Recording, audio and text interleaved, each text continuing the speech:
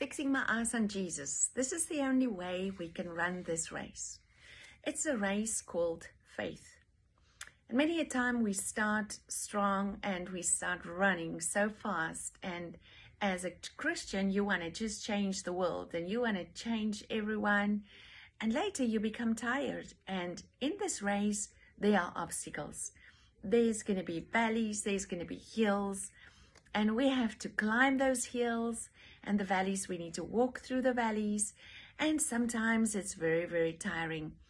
And in the journey that I've walked, I've learned that everything in life is not just perfect because you are a child of God. In fact, God is using whatever is happening to us to strengthen our faith muscles.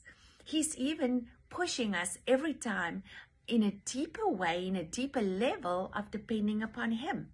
And even in this world, at this moment where everybody's worrying about the coronavirus, I'm thinking of a man traveling through South Africa, Janji Lake, and there was, in that stage, malaria was all over the place, and people died from malaria.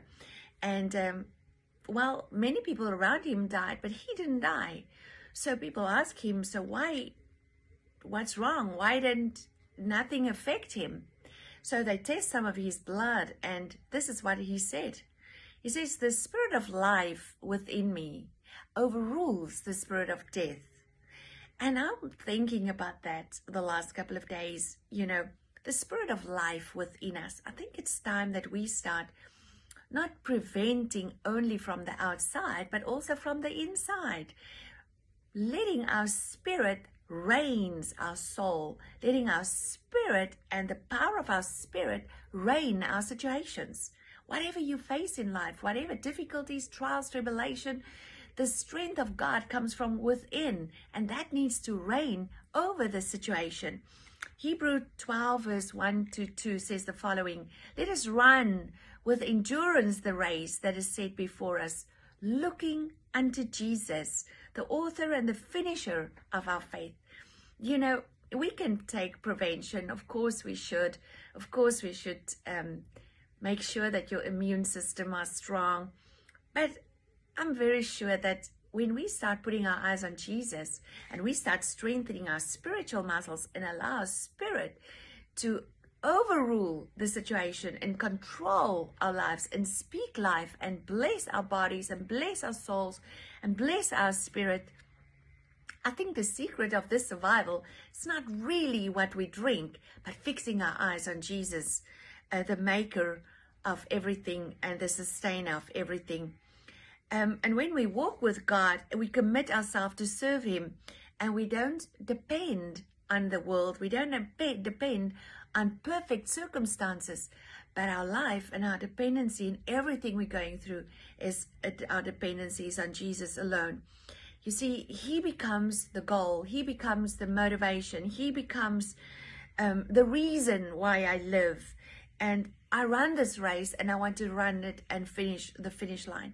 And you know, at the end of the day, it's not even about life or death here on earth.